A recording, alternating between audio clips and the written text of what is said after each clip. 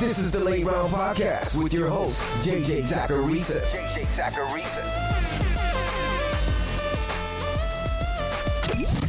What's up, everyone? It's JJ Zacharisa, the editor-in-chief at FanDuel and at NumberFire.com, and this is episode 563 of the Late Round Podcast, one of many shows that are part of the FanDuel Podcast Network.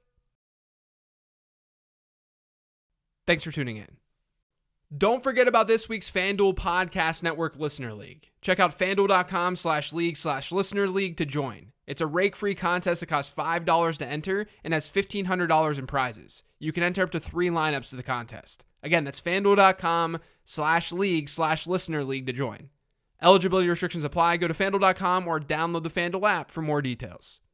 The first question this week is from @BigMoney48. Hey JJ, love the pod. Thanks. Should we be worried about Stefon Diggs? His catch rate has gone down this year, and it seems like they're spreading the ball out more with Knox and Sanders in the mix. Thanks. I'm not really worried about Stefon Diggs, which is why he was a buy candidate on the podcast a couple of weeks ago. His target share is just 2 percentage points lower than last year's rate. His rate of seeing a 15-plus air yard target this year has actually increased. And that could be playing a role in why we're seeing a significantly lower catch rate.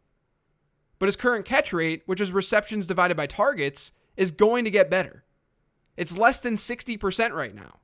Diggs has never finished a season with that low of a rate. His career catch rate heading into 2021 was over 70%. So maybe it ends up being a slightly below average year in catch rate for Stefon Diggs. But I would expect things to get better there. A big difference between this year and last year is that last year he had a 20% touchdown share in the offense. This year, it's 8%. Again, maybe he doesn't get to 20% this season, but his career low in touchdown share is 15%. And that was during a season where he played 14 games. Things are going to get better for Stefon Diggs. This next question is from @FantasyAddict17. You said that Kareem Hunt's production should drop, and the Browns should have more receiving touchdowns going forward. Why can't Chubb/Hunt replicate Ingram/Kamara in 2017? They totaled 25 touchdowns with Breeze throwing 23, and Mayfield isn't exactly Breeze. So I actually think this question is answered within the question. You mentioned that I said, quote, Kareem Hunt's production should drop, and that the Browns should have more receiving touchdowns moving forward. The key word there is should. Yes, they should. Based on history, based on the things that we should bet on, that's what should happen. The way I do analysis is that I look at what's most probable, not simply what's possible. What's possible is just part of that range of outcomes. Is it possible that the Browns end up with 50 touchdowns this year and that 30 of those touchdowns are rushing touchdowns? Yeah, that's possible. Am I trying to bank on something like that? Not really. Why? Because of what's probable. The current pace for the Browns would put them at over 38 rushing touchdowns across a 16-game season. I'm doing it across a 16-game season because it allows us to compare to other seasons that have happened in recent history. But they have 12 rushing touchdowns right now through 5 games. That's 2.4 rushing touchdowns per game. So 38.4 rushing touchdowns in a 16-game season. Guess what's been the best rushing touchdown season over the last 10 years in the NFL? Guess how many touchdowns? The answer is 30, and it happened last season by the New Orleans Saints. So yeah, I'm going to sit on my podcast and say that this is likely not sustainable. And this is also why I said it doesn't mean a player like Hunt will become irrelevant in fantasy. That's not the point. Of course I understand the context. Of course I understand that Cleveland's a run-friendly team, to the point where they'll be closer to the top of the rushing touchdowns list than the bottom. I'm stupid sometimes, but I'm not that stupid. The point with Kareem Hunt is that some people view him as a full-blown RB1. And because of touchdown regression, and because of his workload, and because of how the Browns are scoring their touchdowns, he shouldn't be viewed that way. He's scoring almost 19 PPR points per game. Based on his usage in the environment that he's in, we should expect it to be closer to 15 or 16. But I think the higher level point here is to never confuse what's probable with what's possible. Plenty of things are possible. But if you bet against the possible in favor of probable more often than not, the majority of the time you're going to win out. And that doesn't mean that you miss on those outlier seasons either. I think people get confused with that sometimes. Just because we're thinking in terms of most likely outcome doesn't mean that we should never take shots at that higher range of outcomes. It doesn't mean that players we draft or acquire are incapable of having a ceiling.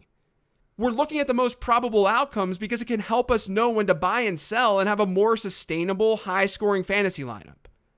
My recommendations that I make aren't totally ignoring what's possible, but they definitely are focused on what's probable.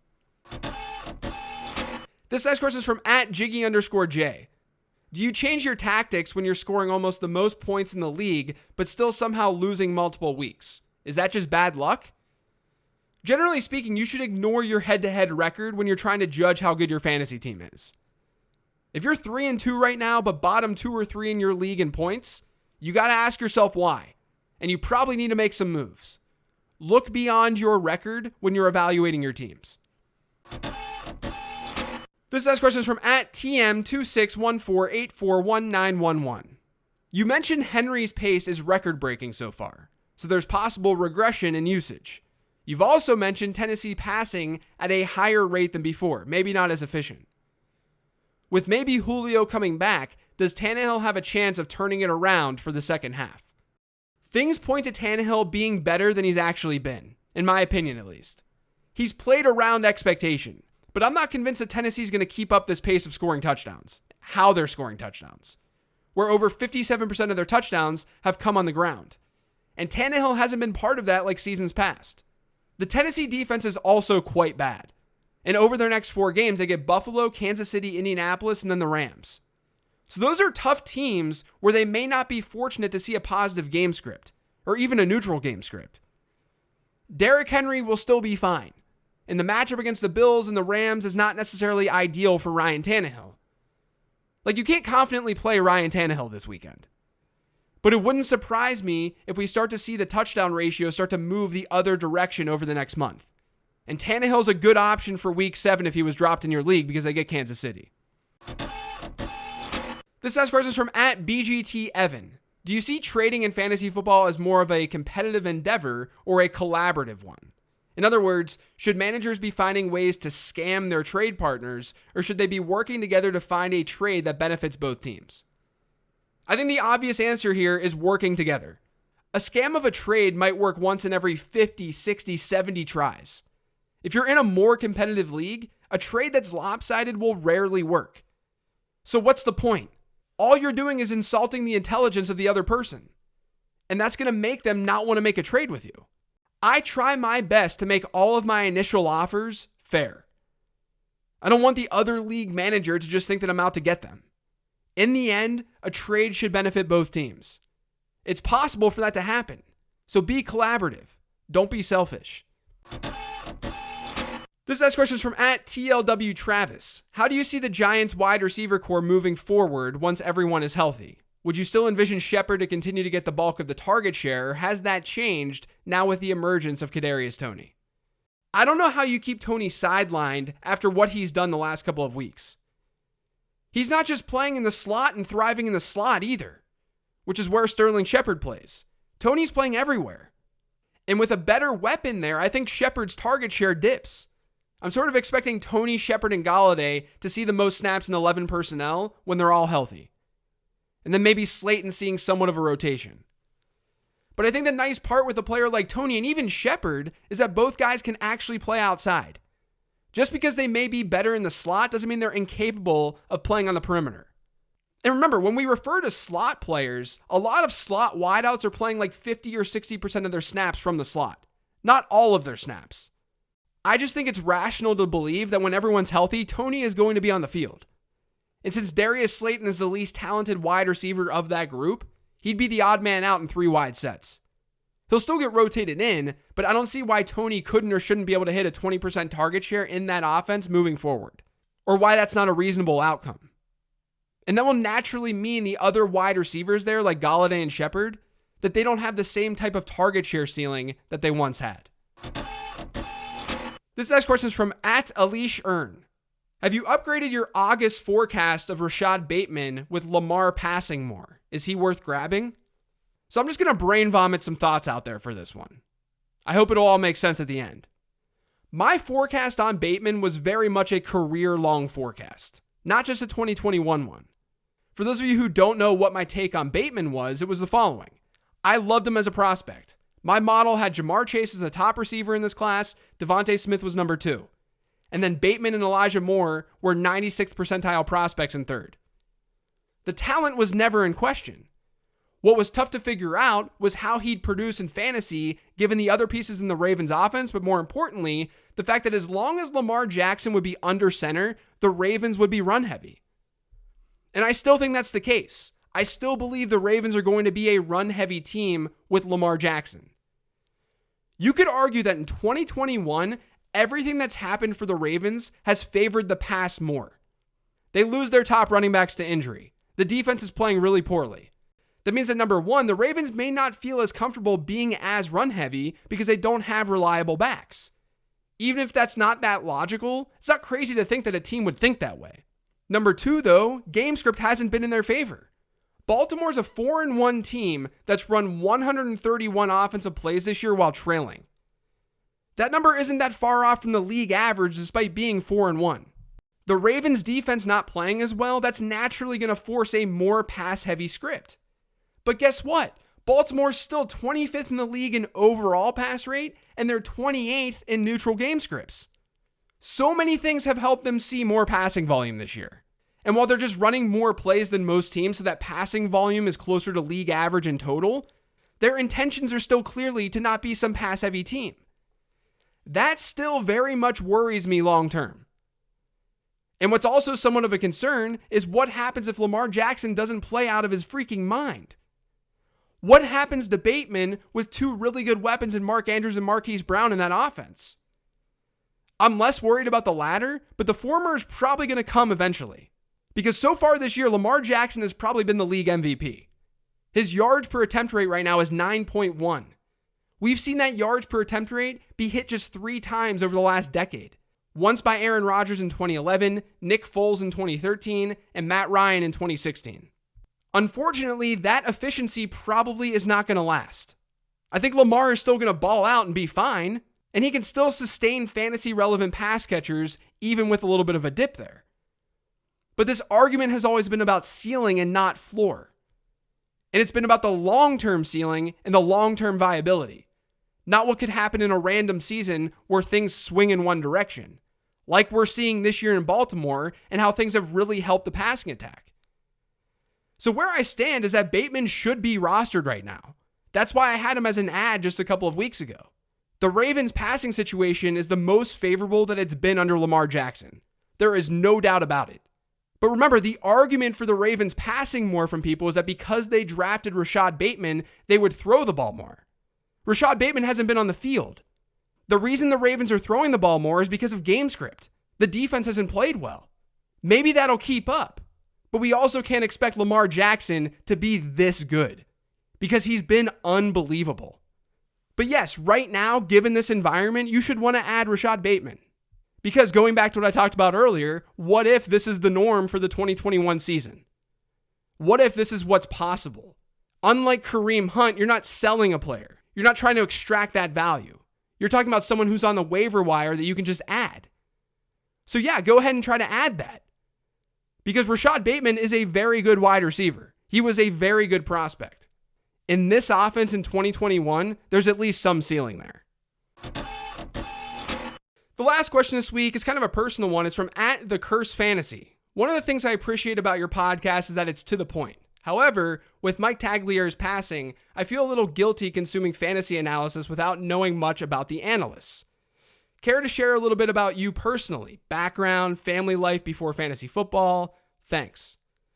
So I usually shy away from these types of questions on this podcast because I want everyone to just get as much fantasy football information as possible on this show. Forget me, I just want you guys to win. But I also don't want there to be any guilt that you're consuming this information from a stranger. And you may be benefiting from that information, yet you don't know that much about the stranger. I also don't want to be a stranger. I'm pretty open about my life on other platforms, whether that's Twitter or whether that's my other podcast called Living the Stream. But I realize that a lot of you only listen to this show, so here goes. And for the record, if you don't care about this, which I know a lot of you won't, and that's totally fine. Seriously, I promise you, it's fine if you don't care about my life. But if you don't care about my background and my life, you can stop the podcast right now. I hope you crush it this week, and I'll catch you next week. But I was born and raised right outside of Pittsburgh, Pennsylvania. I went to a really big high school called North Allegheny, and I'm still incredibly close with my high school friends, even though we're not all living in Pittsburgh anymore. I also married a high school friend. She and I went to different colleges. I went to the University of Pittsburgh. She went to Rensselaer Polytechnic Institute. That's right outside of Albany, New York. She's the smart and nerdy one between the two of us. She's actually helped me a lot through the years with data-related projects. But we started dating during our sophomore years of college. So we had a serious long-distance relationship for almost 3 years in college, and we've been together now for 14 years and married for 6.5. We moved to Cincinnati, Ohio after graduating college. I worked in advertising for a few years. I just didn't get enough out of my job there, even though I loved the people that I worked with. So in turn, I wrote an ebook during my spare time called The Late Round Quarterback back in 2012. And that ended up changing my life completely. It allowed me to do this for a living. I got a full-time gig in the fantasy football industry with Numberfire back in 2013, and it was a startup that was then bought by FanDuel.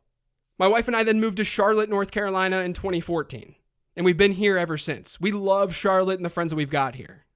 For those of you who've never been to Charlotte, Charlotte's one of those places where everyone who lives here is not actually from here. It's still such a young and new city, so it's been really awesome to settle down here. I've also got a 3-year-old daughter named Avery who's the sweetest, smartest little girl in the world. I've never met a 3-year-old who's more determined in my life, and it really gives me so much joy every day to see her accomplish things. And I've also got a little dog named Henry who's 11 years old. Let's see, I also play video games. I've been a console gamer for most of my life, but I play far less in my dad years than I did in my 20s. I used to be very into beer, but I changed my lifestyle last January, and now I eat gluten-free, so I'm not a beer person anymore. I drink a lot less than I did in my 20s as well. I like to exercise. I ride my Peloton a lot. And I'm starting to get back into running to cross-train a little bit more. I'm not like the strictest person in the world when it comes to my health, but I've taken my health a lot more seriously over the last year and since becoming a dad. And then I guess the last thing that people may not know about me is that in my past life, aka before I started doing this fantasy football stuff for a living, I was really into graphic and web design. I taught myself how to do front-end development when I was in high school, and I've done design work for years. It's just that ever since fantasy football became my job, priorities shifted. I still try to open up Photoshop every once in a while, but I'm not caught up to speed like I used to be with new features and such. But that was the reason I got into advertising and marketing out of school. I got my degree in marketing, had a design and development background, so I brought that together and I was a project manager. But I didn't really care for it, like I said.